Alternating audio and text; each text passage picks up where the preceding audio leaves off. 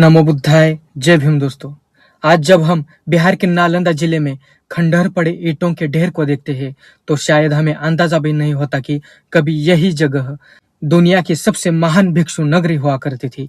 आज जहाँ सिर्फ टूटे हुए दीवारें हैं, वही कभी हजारों विद्यार्थी और भिक्षु एक साथ रहते थे। जहाँ सन्नाटा है, वहां कभी मंत्रोच्चारण और वाद विवाद की गूंज सुनाई देती थी। कल्पना कीजिए, हम समय में पीछे चले गए हैं, करीब 7वीं शताब्दी में। आपके सामने फैला है एक विशाल परिसर जिसकी लंबाई लगभग 1 मील और चौड़ाई आधे मील तक है। चारों ओर लाल ईंटों से बनी भव्य इमारतें सूरज की रोशनी में चमक रही है।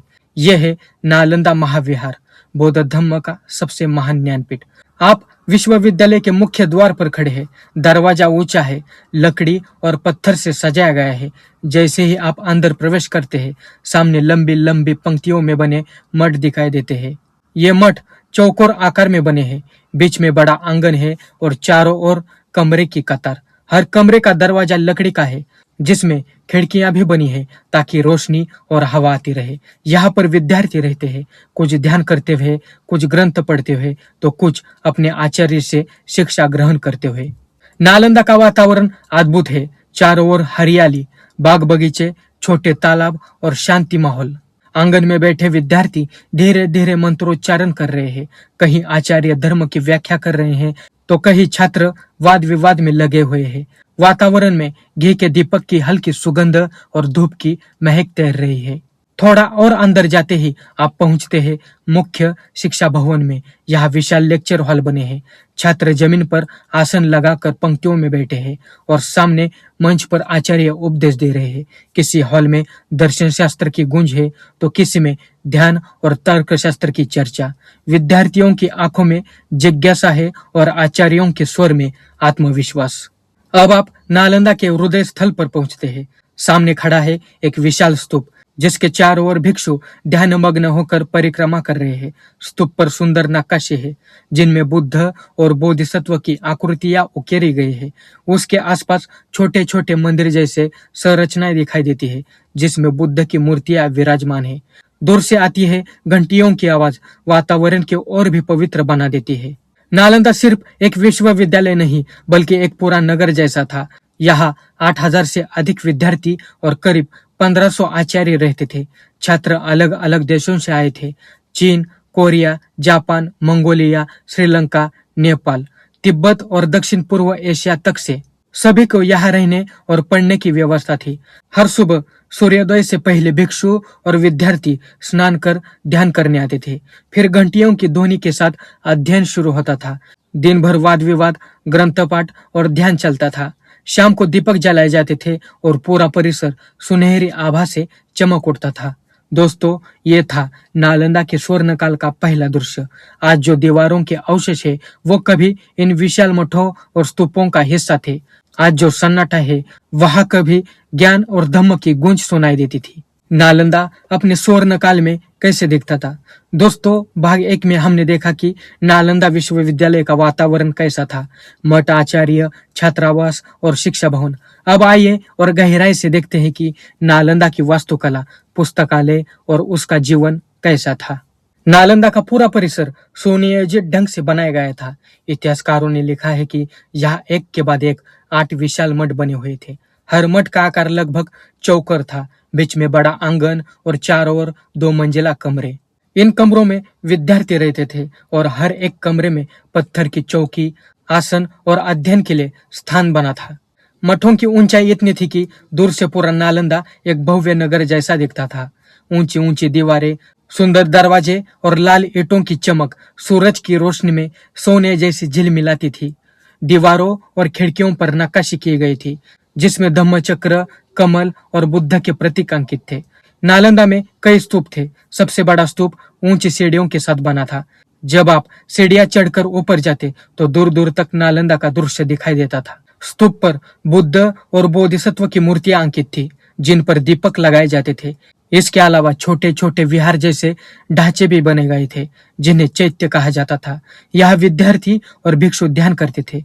पूरे वातावरण में शांति, अनुशासन और अध्यात्म का संगम दिखाई देता था। अब आते हैं नालंदा के सबसे अनोखे हिस्से में, पुस्तकालय। इसे धर्मगुंज या ज्ञान का पर्वत कहा जाता था। यहाँ 3 बड़े भवन थे, रत्न सागर, रत्न रंजक और रत्नोदधि। इनमें लाखों ग्रंथ संग्रहित थे। कुछ भवन 9 मंजिल तक ऊंचे थे और हर मंजिल पर अलग अलग विषयों के ग्रंथ रखे जाते थे। अंदर लकड़ी की बड़ी बड़ी अलमारियां थी, जिनमें ताड़पत्र और भोजपत्र पर लिखे हस्तलिखित ग्रंथ सुरक्षित रखे जाते थे।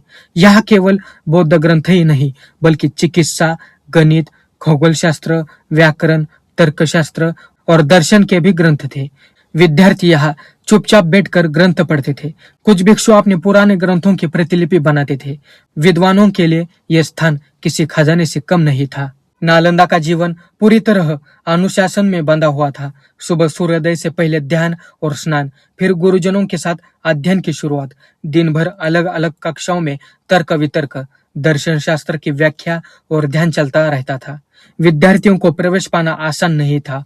प्रवेश से पहले कड़ी परीक्षा होती थी।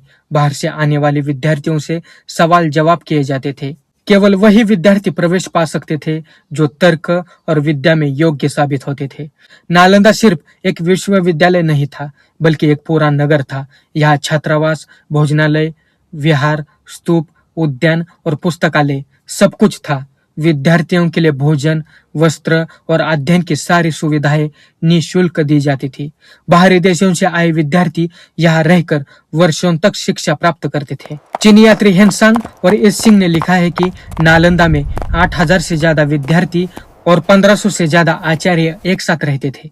अब कल्पना कीजिए, शाम ढल रही है, पूरा नालंदा दीपों की रोशनी में जगमगा रहा है। मठों से मंत्रोच्चार की ध्वनि गूंज रही है। भिक्षु ध्यान में बैठे हैं और विद्यार्थी अपने ग्रंथों में डूबे हुए हैं। हवा में धूप की सुगंध फैली है।